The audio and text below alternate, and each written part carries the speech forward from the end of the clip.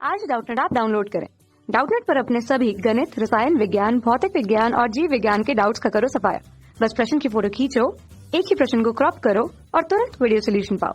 अभी डाउनलोड करें। देखिए, प्रश्न दिया है कि यूरेनियम 238 जो उसका परमाणु द्रव्यमान होगा और 92 उसका परमाणु क्रमांक होगा के अंततः स्थायी नाभिक जो प्राप्त होते हैं वो हैं प्लम्बम। प्लम्बम मतलब लीड हम कह सकते हैं। लीड के लिए उसके परमाणु द्रव्यमान कितने हैं? 206 के रूप में, और उसके परमाणु क्रमांक 82 के रूप में दिए हुए हैं।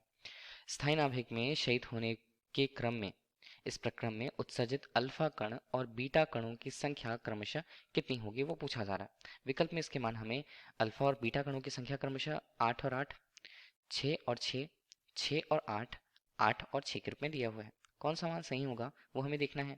पहले दिया क्या है? दिया है हमारे पास यूरेनियम, यहाँ पर तत्व है 238 जिसका क्या है परमाणु यहाँ पर द्रव्यमान है, और परमाणु क्रमांक 92 है। वो किसमें डिके हुआ, मतलब उसका क्षय हुआ है स्थायी नाभिक में, किसमें? लीड में, या प्लम्बम हम उसे वैज्ञानिक नाम से कहते हैं पीवी के रूप में। मान कितना दिया? मान दिया है 206 उसका परमाणु द्रव्यमान, और परमाणु क्रमांक कितना? वो बन गया है 82। तो इस तरह से कितने अल्फा कण क्रमशः निकले और बीटा कण कितने निकले वो हमें देखना होगा। देखिए, अल्फा कणों की बात करते हैं तो थोड़ा सा हमें समझना होगा कि अल्फा कण क्या होते हैं। अल्फा कण अगर किसी तत्व से निकलता है तो एक तरह से वो क्या करता है, हम इसे कह सकते हैं हीलियम के परमाणु को निकालता है। मतलब हम यहाँ पर समझा पाएंगे कि यहाँ पर चार परमाणु द्रव्यमान को या द्रव्यमान संख्या को और 2 परमाणु क्रमांक को वह निकालता है वहां से। ठीक है, ये हमने समझ लिया। तो हम इसे अल्फा कण कह सकते हैं। एक साथ होता है परमाणु द्रव्यमान का 4 और परमाणु क्रमांक का 2। और दूसरी बात करते हैं बीटा कण की, तो बीटा कण होते हैं 2 प्रकार के। एक को हम कहें अगर इलेक्ट्रॉन के रूप में, ठीक है, तो इलेक्ट्रॉन के रूप में उनकी खासियत क्या होती है? इलेक्ट्रॉन होते हैं शून्य, उसका देखिए परमाणु द्रव्यमान में परिवर्तन तो शून्य होता है, लेकिन यहाँ पर जो उनकी संख्या होती है वो कम होती है। कैसे? या तो इलेक्ट्रॉन अगर हमने उसे लिया बीटा कण के रूप में तब उसका मान एक कम होगा, अगर पॉजिट्रॉन के रूप में लिया तो वहाँ पास क्या होगा, केवल आवेश का मान वहाँ पर बदल जाएगा, तो ये धनात्मक रूप से। तो हमारे पास क्या क्या बने? एक हमारे पास अल्फा कण, बीटा कण 2 प्रकार के, एक इलेक्ट्रॉन एक पॉजिटिव। हम छोटा सा अभिक्रिया लिख लेते हैं। ठीक है, कैसे होगा? अगर कोई तत्व हमारे पास है एक्स के रूप में, एक्स के रूप में अगर इसका मान ए और बी, ठीक है, ये हमने समझ लिया। और इसमें से अगर हम क्या करें, उसका डिके होता है या उसका क्षय होता है तो उसे लिखा क्या जाएगा? इसे हम देखिए अगर लिख लेंगे तो अगर उसमें से अल्फा कण वहाँ पर निकला है, ठीक है, अल्फा कण हमने ले लिया तो क्या होगा? तो ये बनता है हमारे पास एक्स ए ऋण 4 के रूप में और बी हमारे पास ऋण 2 के रूप में, और धन हम यहाँ पर कहें तो हमारे पास क्या होगा? 4 हीलियम यहाँ पर 2 के रूप में। ठीक है, ये छोटा सा इसका अभिक्रिया या एग्जाम्पल हुआ। इसी तरह इलेक्ट्रॉन या पॉजिट्रॉन में देखें तो एक एग्जाम्पल हम बता देते हैं कि हमारे पास एक तत्व है जिसमें परमाणु द्रव्यमान ए, परमाणु क्रमांक बी, और उसमें से अगर एक बीटा कण निकलता है तो बीटा कण 2 प्रकार के, अगर हमने पहले प्रकार के निकाला हुआ है, ठीक है, तो इसे क्या लिखेंगे? तो इसका मान होगा एक्स, ए का मान तो ए ही होता है और बी का मान बनता है बी ऋण 1 के रूप में। तो हम यहाँ पर क्या निकला हुआ माने, हम यहाँ पर मानते हैं 0 1, यहाँ पर ऋणात्मक 1 इलेक्ट्रॉन के रूप में। ठीक है, ये हुआ। दूसरा एग्जाम्पल भी देख लेते हैं हम। यहाँ पर ए है, यहाँ पर बी है, इसे हटाया हमने तो मान क्या बचा? एक्स का मान तो ए का मान तो ए ही रहेगा, बी का मान धन 1 के रूप में होता है, और यहाँ पर निकला क्या? यहाँ पर निकला है यहाँ पर प्लस 1 इलेक्ट्रॉन के रूप में। ठीक है, ये हमारे पास होता है। तो ये हमारे पास एग्जाम्पल्स हो गए। अब क्या करें, जो दिया हुआ वो हम लिख लेते हैं। पहले तो देख लेते हैं परमाणु द्रव्यमान में कितना परिवर्तन हुआ है।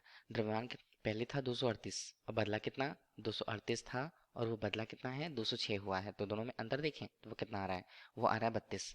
और 32 अगर हमने 4 के गुणज के रूप में देखा, क्यों? क्योंकि ये 4 हमारे पास हेलियन है। पहले हम अल्फा कण को देखते हैं, तो 4 के रूप में देखें तो हम उसे क्या लिख पाएंगे? 32 है, 32 है, 4 से भाग कर देते हैं। ठीक है, 4 क्योंकि परमाणु द्रव्यमान होता है हीलियम के लिए। तब हमें संख्या मिल पाएगी, संख्या मिल पाएगी। तो संख्या कितनी? अल्फा कणों की संख्या 8। तो हम 8 अल्फा हैं। तो हमने यहाँ पर बात करी है परमाणु द्रव्यमान की, तो 8 यहाँ पर अल्फा कण आते हैं, तब जाकर के 32 परमाणु द्रव्यमान कुल रूप से कम हो पाते हैं, मतलब उसका डिके होता है। अब हमने परमाणु द्रव्यमान की तो बात कर ली, परमाणु क्रमांक में क्या होगा? परमाणु क्रमांक में यहाँ पर हम देख रहे हैं कि कितना परिवर्तन आया है। यहाँ पर है 92, 92 था वो, और वो बना कितना? 82। तो यहाँ पर अंतर आया है 10 का, केवल 10 का।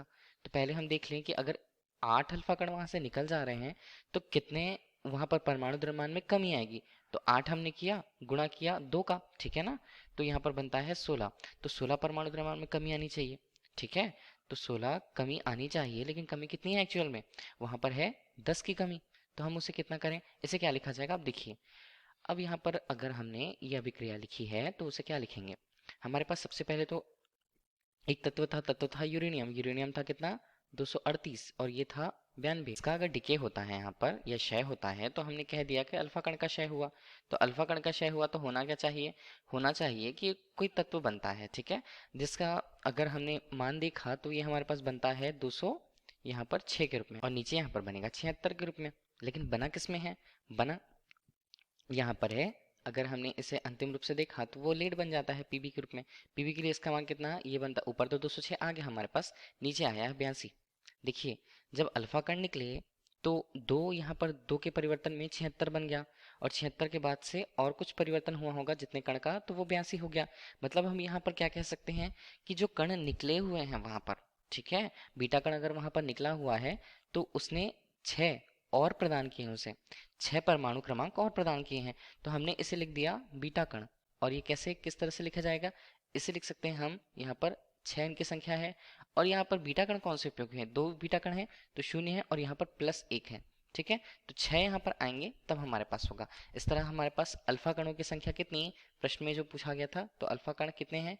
8 कण हैं, और बीटा कण यहाँ पर कितने हैं? ये 6 कण होते हैं।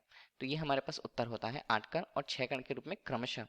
तो हम उसे देखें विकल्प में, तो विकल्प में कौन कौन से मान यहाँ पर है? सबसे अंतिम में विकल्प डी। तो ये हमारे लिए इस प्रश्न का सही उत्तर रहने वाला है।